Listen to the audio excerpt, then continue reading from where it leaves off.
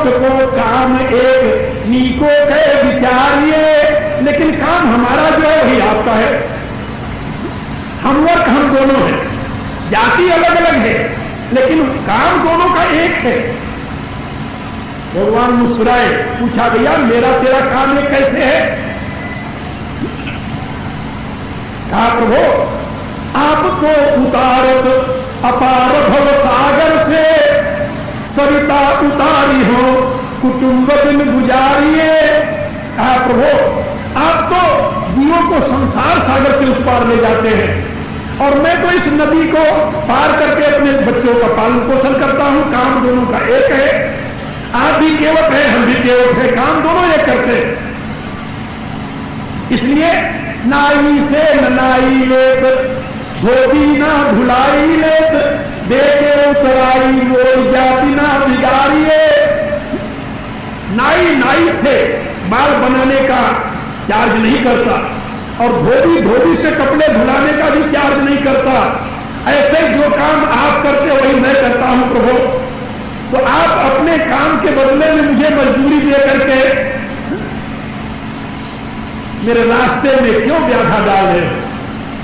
हाँ इतना जरूर है याद रखना कि आए हो हमारे घाट तुमको उतार दियो, जब आऊं मैं तुम्हारे घाट मोहू को उतारिए। कितना कुशल था। कहता कि आज मेरे घाट पर आए हो, हम तुम्हें उस पार उतार दिए, लेकिन जब मैं तुम्हारे घाट पर आऊंगा तो याद रखना, भूल नहीं जाना, मुझे भी पार कर देना प्रभु। बहुत कहूं सिय लखन प्रभु, पर ना कछु केवट लेई, विदा कीन करुणायतन भगति विमल वर दे। अब वो जो मुद्रिका मैं सुना रहा था आपको, भगवती ने दिया था भगवान श्री राम को,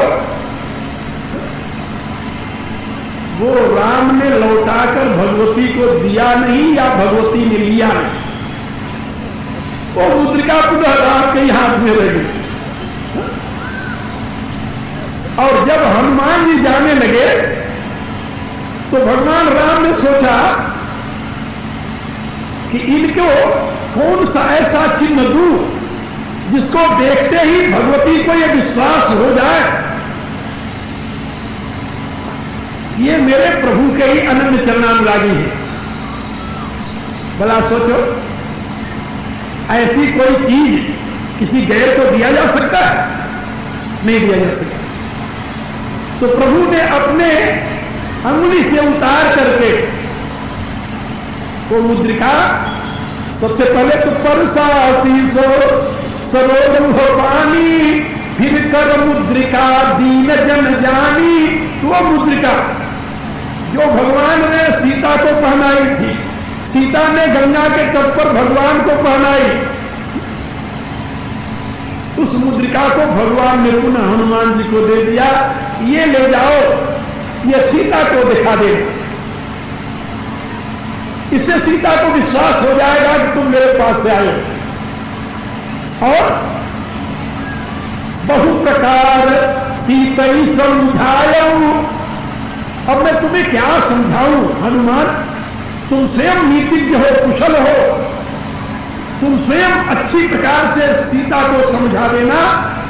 और दो चीजें उनको बताना, कहीं बल बिरहो बेगी तुम आयो, मेरा बल और मेरा विरह, मेरे हृदय की व्यथा, ये दोनों सीता को बता करके तुम जल्दी लौट आना। ये भगवान ने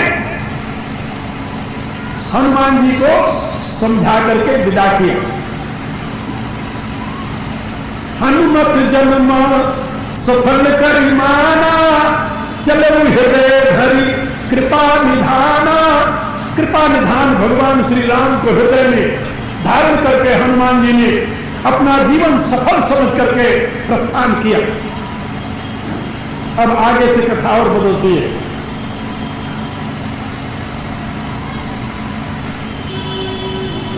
हनुमान जी नित्य जीव है।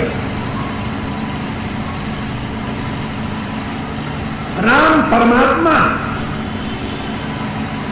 भगवती सीता पराभक्ति है। जीव अपने अंतर्बल को नहीं पहचानता। वेद ने जीव के स्वरूप की व्याख्या करते हुए कहा, बालाग्र शतभागस्य शतधा कल्पितस्य च भागो जीव सविज्ञेय सचानन्त्याय कल्पिते। बाल के नोक के 10,000वें भाग के बराबर ये जीव का स्वरूप है, लेकिन उसमें अनंत होने की क्षमता है। सचानन्त्याय कल्पिते। तो जो परमात्मा की ज्योति आपके ब्रह्मचक्र में प्रकाशित हो रही है, तो रे एक किरण है। कितनी सूक्ष्म किरण है कि वेद कहता है बाल के नोक के 10,000वें भाग के बराबर। इतनी सूक्ष्म किरण है, लेकिन क्योंकि वो किरण अनंत की अभिव्यक्ति है, इसलिए जब तक किरण ब्रह्मचक्र के नीचे है तब तक तो वो ज्योति है, और जब ब्रह्मचक्र से पीछे देखो तो अनंत है। सचानन्त्याय कल्पते। वह स्वयं में अनंत होने में समर्थ है। तो जब तक जीव बुद्धि के माध्यम से नीचे देखता रहता है, नीचे अपने अहम को, मन को, इंद्रियों को, शरीर को, संसार को, तब तक वो सोचता है कि मैं तो अल्प जीव हूं, मैं तो अल्पज्ञ हूं, मैं क्या कर सकता हूं, मैं तो असमर्थ हूं, मैं क्या कर सकता हूं। अपने में वह जो निहित सामर्थ्य है उसके कारण रूप में उसका बोध नहीं होता उसे। लेकिन वही जीव यदि कोई उसके यथार्थ स्वरूप को जागृत कर दे, जगा दे, और वह अपने कारण स्वरूप को समझ जाए, तो सचानन्त्याय कल्पते। उसमें अनंत होने की क्षमता विद्यमान है। वह अपनी अनंत शक्ति का अनुभव करके अनंत सामर्थ्य से युक्त हो जाता है। यह जीव की कहानी है। अब इसी कहानी को आप आगे देखिए राम कथा के माध्यम से। हनुमान जी उसी जीव का पाठ पूरा कर रहे हैं। ये तो साक्षात रुद्रावतार है, ज्ञानी नामाग्रगण्य है, भक्तिमताम वरिष्ठ है, लेकिन जीवों के लिए कल्याण का उपदेश देने के लिए एक ऐसा अद्भुत चरित्र कर रहे हैं कि हनुमान जी उन सैनिकों के साथ दक्षिण दिशा में जाते हैं।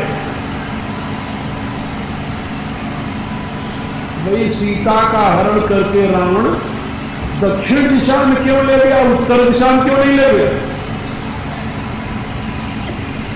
कहा भाई लंका तो दक्षिण दिशा में थी, इसलिए दक्षिण दिशा में ले गया। बोले तो लंका दक्षिण दिशा में क्यों है, उत्तर दिशा में लंका क्यों नहीं बनाई गई? अरे कहा ये भी कोई प्रश्न होता है? कहा प्रश्न तो नहीं होता, लेकिन अध्यात्म शास्त्र में प्रश्न होता है। अध्यात्म शास्त्र में यह प्रश्न है। तुलसीदास जी से पूछा गया कि यह लंका क्या है? अध्यात्म शास्त्र की दृष्टि से तुलसीदास जी बता रहे हैं। तो कहते हैं ये मनुष्य का शरीर जो है, मनुष्य का शरीर, इसमें दो प्रकार की वृत्तियां होती हैं। मैंने पहले बताया निवृत्ति मार्ग और प्रवृत्ति मार्ग। तो उन्होंने कहा कि बपुष ब्रह्मांड, विनय पत्रिका, बपुष ब्रह्मांड सुप्रवृत्ति लंका दुर्ग। कहा ये जो बपुष है, शरीर है मनुष्य का, ये मानो ब्रह्मांड है, और इस ब्रह्मांड में जो प्रवृत्ति है यही मानो लंका है। जैसे लंका में रावण रहता है, ऐसे प्रवृत्ति में 10 मुख वाला रावण रहता है। कहा 10 मुख वाला रावण कौन है? कहा मोह 10 मोह। ये मोह जो है ये 10 मुख वाला रावण है। ये कहां रहता है? प्रवृत्ति रूपी लंका में। और प्रवृत्ति को क्या कहते हैं जानते हो? प्रवृत्ति को गीता के 8वें अध्याय में भगवान ने दक्षिणायन कहा है। दक्षिणायन, ये दक्षिण के रास्ते में प्रवृत्ति होती है। और उत्तरायण को, उत्तर का रास्ता तो निवृत्ति मार्ग है, दक्षिणायन प्रवृत्ति मार्ग है। और प्रवृत्ति मार्ग में ही शरीराभिमान की प्रबलता होती है, इसलिए लंका दक्षिण दिशा में है। बात समझे? और निवृत्ति मार्ग, निवृत्ति मार्ग मनुष्य के उत्थान में हेतु है, लेकिन उस पर ऊपर चढ़ना बहुत कठिन होता है। इसीलिए हमारे यहां शास्त्रों में बताया गया कि सुमेरु पर्वत जो है इस पर देवता निवास करते हैं, उत्तर दिशा में। यानी देव मार्ग के लोग उत्तरायण, उत्तर के रास्ते से चलते हैं, और प्रवृत्ति मार्ग के लोग जो है वो दक्षिण के रास्ते से चलते हैं। एक दक्षिणायन में है, दूसरा उत्तरायण में है। जब आप में लोभ की वृत्ति होती है ना, लोभ की, मोह 3 रूपों में प्रकट होता है। तो सबसे पहले कामना रूप में, कामना कोई लोभ कहते हैं, और लोभ जो है वो दाहिने हाथ की तरफ आता है आगे। हाँ, शास्त्रों में बताया गया लोभ दाहिने तरफ है, काम बाएं तरफ है, और क्रोध सामने है। ये 3। तो प्रवृत्ति मार्ग में लोभ की वृद्धि होती है, उसी से मोह पुष्ट होता है। इसलिए लंका दक्षिण दिशा में है, तो प्रवृत्ति मार्ग है। और उसी लंका में सीता को मोह रूपी रावण ने हर लिया है। सीता कौन है? उस छंद में तुलसीदास जी ने बताया कि विशुद्ध बुद्धि, भक्तिमयी बुद्धि, वही सीता है। और कहा कि लंका के बीच में जो समुद्र है वो, कहा कुणप अभिमान सागर भयंकर विपुल। कहा शरीराभिमान जो है, शरीराभिमान ही समुद्र है, जिसको लांघ करके ही लंका में प्रवेश पाया जा सकता है। जहां का राजा राम माने वो है जिसने सुबुद्धि रूपी सीता का हरण करके अपने अधिकार में कर लिया है, जिससे वंचित हो गया है आत्मा राम। और जो दुखी है बुद्धि के अभाव में, स्त्री के अभाव में, राम की कोई महत्ता नहीं है, याद रखो। इसलिए हनुमान जी दक्षिण दिशा में चलते हैं सीता की खोज के लिए, और पहुंच जाते हैं रास्ते में एक गंभीर गुफा में। कैसे पहुंचते हैं? प्यास के मारे। सबसे पहले उन सीता नेषकों को प्यास लगी। वाह भाई वाह, वारे तुलसीदास, क्या सुंदर कथा, क्या सुंदर सिद्धांत। वेद वेदांत के सार सर्वस्व को राम कथा के माध्यम से अभिव्यक्त कर देना, ये तुलसी ऐसे महापुरुष के ही बस की बात है, जब सामान्य के नहीं। बानर सेना जब चलती है दक्षिण दिशा में घुस सीता को ढूंढने के लिए, तो सबसे पहले उसे प्यास लगती है। और प्यास के बिना लोग ये होता है कि हम मर जाएंगे बिना प्यास के। जामुन जी कहते हैं हनुमान तुम देखो कहीं पानी है, तो पेड़ के ऊपर चढ़ करके दूर देखते हैं कि वहां पर कारंडो पक्षी आदि उड़ रहे हैं, वहां जल जरूर होगा। फिर आगे करी हनुमंत ही लीला, फिर आगे आगे हनुमान जी और तभी से विवर विलंब निकलीना, उस विवर में प्रवेश कर जाते हैं। जहां जाकर देखते हैं कि वहां पर एक महातपस्विनी नारी बैठी हुई है,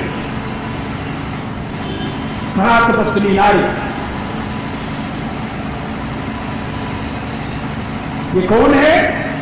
ये हेमा नाम की अप्सरा, स्वयं प्रभा की सेविका। राम के भक्तों को देख करके आनंद में मग्न हो जाती है वो, और निर्देश देती है कि यहाँ के दिव्य फल फूलों को तुम लोग आराम से भक्षण करो, और पहो सीते जल पछताऊ, आगे जाओ, सीता तुम्हें अवश्य मिल जाएगी। और जब हनुमान जी ने बताया कि भगवान राम इस समय ऋषिमुख पर्वत पर विराजित हैं, तो हेमा नाम की अप्सरा वहां से चल करके ऋषिमुख पर्वत पर आती है, भगवान राम को प्रणाम करती है, भगवान राम के निर्देशानुसार बदरी बन कहु सो गई प्रभु आज्ञाधर शीश। तो भगवान की आज्ञानुसार वह हेमा नाम की अप्सरा बदरी वन में जाकर के वहां तपस्या करने लगी, जहां पर आजकल हेमकुंड साहब का स्थान है। ये हेमा अप्सरा के नाम से उस कुंड का, उस सरोवर का नाम हेमकुंड पड़ा है, जिसके संबंध में विचित्र नाटक में हमारे दशम गुरुदेव ने अपने पूर्व जन्म की कथा बताते हुए लिखा है कि बदिक आश्रम में हेमकुंड नाम का स्थान है, जहां पर मैं तपस्या कर रहा था, जहां से मेरे गुरु का निर्देश हुआ और मैं यहां पर इस रूप में आकर के जन्म लिया। मेरे कहने का अभिप्राय कि वो हेमकुंड हेमा नाम की अप्सरा के नाम पर प्रसिद्ध है। और वहां से सारे वीर योद्धा सुभग सीता को खोजते हुए समुद्र के तट पर पहुंच गए, और जब कहीं सीता की सुधि नहीं मिली तो सब घबरा गए। निश्चय किया कि महीना बीत गया, सीता की सुधि नहीं मिली। अंगद ने कहा कि लौट कर जाएंगे तो हम मारे जाएंगे। जो सुग्रीव ने प्रतिज्ञा की है कि अवधि में जो बिन सुधि पाए आवही बनी है सो ही मराए। यदि अवधि मेट करके बिना सुधि पाए कोई आएगा तो मेरे हाथ से मारा जाएगा। अंगद ने कहा कि मैं तो जानता हूं यहां न सुधी सीता कह पाई, वहां गए मारी कपिराई। कहा नहीं मारेंगे नहीं सुग्रीव। अरे कहा जरूर मारेगा, वो पिता बधे पर मारत मोही राखा नाम निहोरन होही। कहा जब मेरे पिता का वध किया तभी वो मेरा वध करना चाहता था, लेकिन राम ने मेरी रक्षा कर ली। इसलिए सुग्रीव तो इस ताक में था, तभी ये प्रतिज्ञा की है जो 15 दिन के अंदर सीता की सुधि लेकर नहीं आएगा उसको मैं वध कर दूंगा। तो जान करके प्रतिज्ञा की है, क्योंकि जब आदमी दुखी होता है तो ऐसे विकल्प करता रहता है। फिर क्या किया जाए?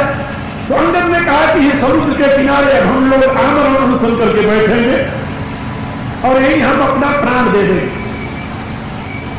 जब ये चर्चा कर रहे थे तो वही संपाति नाम का गीध था, जो जटायु का भाई था। उसने देखा कि ये तो सारे के सारे एक साथ मरने के लिए बैठे हैं। बड़ा खुश हुआ, वाह वाह बहुत अच्छा, तुम लोग अनशन करके जल्दी मरो जिससे जल्दी से जल्दी हमारा आहार बने। तो गिद्ध जीवित मांस तो खाता नहीं, वो तो मरा मांस खाता है। तो कहा तुम लोग जल्दी अनशन करो और मरो, जिससे हमें बहुत दिनों के लिए आहार मिल जाएगा। अब कोई आपस में वार्तालाप करता हो, बीच में गिद्ध बोल दे तो और अपशगुन मानते हैं। अंगद ने कहा कि देखो अपशगुन साफ कह रहा है कि हम लोगों की मृत्यु निश्चित है। जब वहां पर सारे कपि इस प्रकार की चर्चा कर रहे थे तो हनुमान जी बैठे अपने ध्यान में मग्न थे।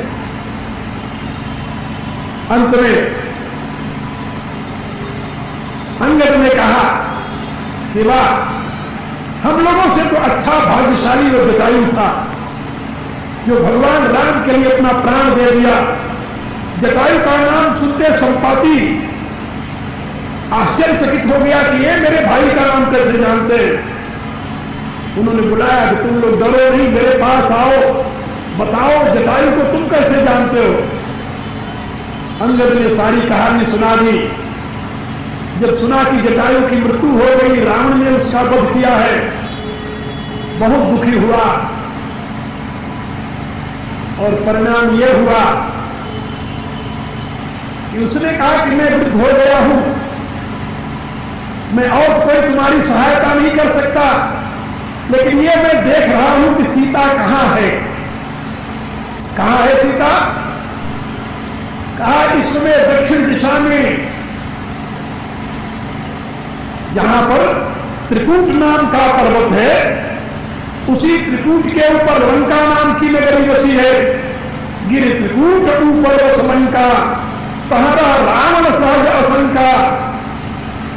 और उसी लंका में एक अशोक वाटिका है और अशोक वाटिका के नीचे सीता बैठी हुई है। मैं देख रहा हूं, मैं देखो तुम नाही, गिद्धई दृष्टि अपार, बूढ़ भयो नत करते कहीं कछुक सहाय तुम्हारा। हम बूढ़े हो गए हैं इसलिए तुम्हारी कोई मदद नहीं कर सकते, लेकिन मैं देख रहा हूं सीता वहां बैठी हुई है, इसलिए जो मांगई सतयोजन सागर करई सोराम काज मतियागर। जो 100 योजन का समुद्र नांगेगा और बुद्धि में कुशल होगा, वही राम के कार्य को पूर्ण कर सकेगा। संपाति ने ये कहा और कहते हुए ये भी कह दिया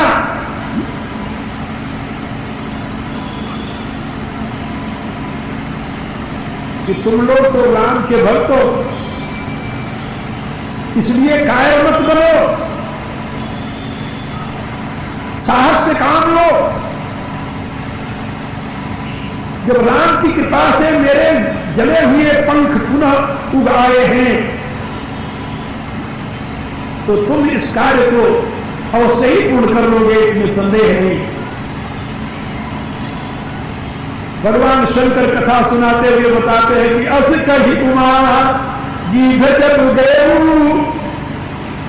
जब संपाति चला गया तब जामवंत ने सब बांदरों से कहा कि वीरों बताओ 100 योजन का समुद्र कौन पार जाएगा। तो तुलसीदास जी ने 2 चौपाइयों में इसका संकेत कर दिया। वाल्मीकि ने बड़े विस्तार के साथ लिखा। तुलसीदास जी क्या लिखते हैं कि निज निज बल सब काहू भाखा, पार जाई कर संशय राखा। सभी ने अपने अपने बल का वर्णन किया।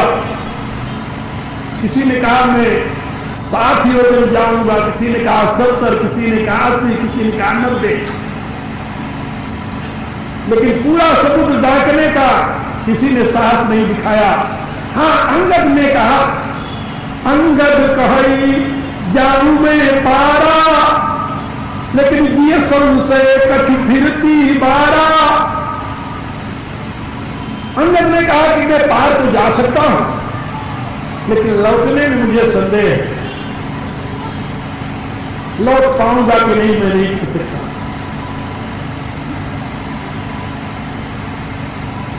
जामवंत ने कहा कि नहीं नहीं ऐसी बात नहीं है, जामवंत तुम सब लायक, तुम जा भी सकते हो, आ भी सकते हो, ऐसी बात नहीं है, लेकिन कीमत पर ठनो सब ही कर नायक। मैं तो तुम्हें भेज ही नहीं सकता क्योंकि तुम सबके राजा हो, तुम्हें कैसे भेजेंगे? सेनापति हो हमारे तुम, जो अंगद को सेनापति बना के भेजा गया। एक महात्मा ने इसका अर्थ किया कि अंगद ने कहा कि अंगद कहाई जाऊं मैं पारा, जिय संशय कछ फिरती बारा। तो कहता है कि मैं इसको डांट सकता हूं, और यदि तुम लोगों के मन में कोई संशय हो तो एक बार नहीं मैं 3 बार डांट सकता हूं। अंगद कहे जाऊं मैं पारा ये संशय कछु, तो फिर 3 बार डांट सकता हूं, एक बार नहीं। ये भी अर्थ किया एक महात्मा ने, कहा नहीं ऐसी बात होती तो वहां पर अधीर होने की जरूरत न होती, फिर वो मरने के लिए तैयार न होता। लेकिन जामवंत ने कहा हाँ ठीक है, जामवंत कह तुम सब नायक कि निपटो सब ही कर नायक। मैं भला तुम्हें भेज कैसे सकता हूं, तुम हमारे सेनापति हो। जामवंत ने कहा कि मैं अपनी बात बताऊं, बोले हाँ। जामवंत ने कहा मैं तो बूढ़ा हो गया हूं, जब मैं जवान था तो मेरी युवा अवस्था में जब ही त्रिविक्रम भयउ खरारी, तब मैं तरुण रहा बलधारी। जब भगवान ने बामन को बांधने के लिए विराट रूप धारण किया था, उस समय मेरी जवानी थी, और उस समय मैंने बलि बाधत प्रभु बाढ़े सो तनु बरनी न जाई, उभय घड़ी महकीनी सात प्रदक्षिण धाई। का उस समय बलि को बांधने के लिए भगवान ने जब विराट रूप धारण किया था, तो मैं 2 घड़ी में 7 प्रदक्षिणा कर दी थी भगवान की, उस विराट रूप की 7 प्रदक्षिणा की थी। लेकिन अब मैं बूढ़ हो गया हूं, बूढ़ भयऊ अब कहे रिछेसा, नहीं तो न रहा प्रथम बल देसा। अब पुराना बल मेरे में नहीं रहा, इसलिए मैं समुद्र को पार नहीं कर सकता। जब सब हार मान गए तो मैंने बताया ना कि हर एक काम में हनुमान जी हमेशा पीछे रहते हैं। और दूसरी बात जो मैंने बताई आप लोगों को कि जीव में अनंत शक्ति है, लेकिन उस अनंत शक्ति का जब तक बोध कराने वाला गुरु न हो, गुरु न मिले, तब तक वह अपने आप को अल्पज्ञ ही समझता है, अल्प ही समझता है, अल्प शक्ति वाला ही समझता है। इसलिए जीव में निहित परमात्मा की अनंत शक्ति को जागृत करने की हमारे यहां प्रक्रिया गुरु के हाथ में बताई गई है। हनुमान जी बैठे हुए ध्यान मग्न हैं, सबने अपने अपने बल का बखान किया, लेकिन हनुमान जी कहते हैं मैं तो मेरे में तो कोई बल ही नहीं, मैं क्या कहूं, मैं कितना जाऊंगा। इसलिए वो मौन है। जब कुछ नहीं बोले तो जामवंत ने देखा कि हनुमान कहां है। कहा हनुमान तो मौन होकर के बैठे हैं। तब जामवंत ने आवाज दी, कही रिक्षपति सुन हनुमाना, काचुपसाधि रहा बलवाना। जामवंत ने संकेत किया, हनुमान क्या तुम चुप्पी साध करके बैठे हो, क्या तुम क्या चुपसाधि रहा बलवाना। इसके 2 अर्थ होते, चुप्पी साध कर बैठना और चुपके चुपके साधना में निरत रहना। काचि प्रसादी रहा बलवाना, पवन तले बल पवन समाना, बुद्धि विवेक विज्ञान निधाना। राम काज लगी तब अवतारा। वाह, हनुमान जी मौन बैठे, चुप होकर बैठे, लेकिन उनके अंतरतम में निहित शक्ति को जगाने वाला जब गुरु मिल गया, तब उनके अंतर की शक्ति जाग गई। तुलसीदास जी लिखते हैं कि जब जामवंत ने उनकी तरफ देख करके कहा, जामवंत कही रिक्षपति सुन हनुमाना, काचुपसाधि रहु बलवाना। पवन तले बल पवन समान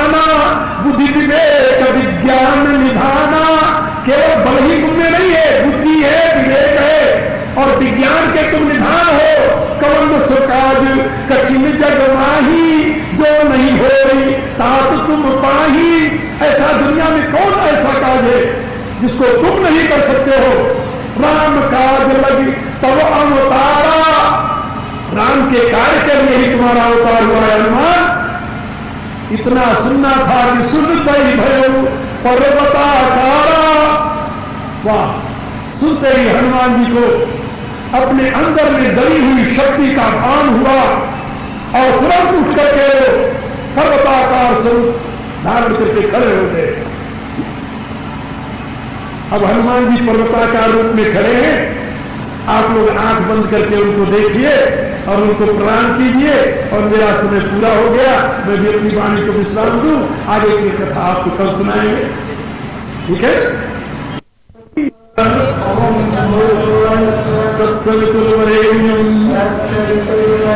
भर्गो देवस्य धीमहि धियो यो नः प्रचोदयात्। सर्वे भवन्तु सुखिनः, सर्वे सन्तु निरामयाः, सर्वे भद्राणि पश्यन्तु।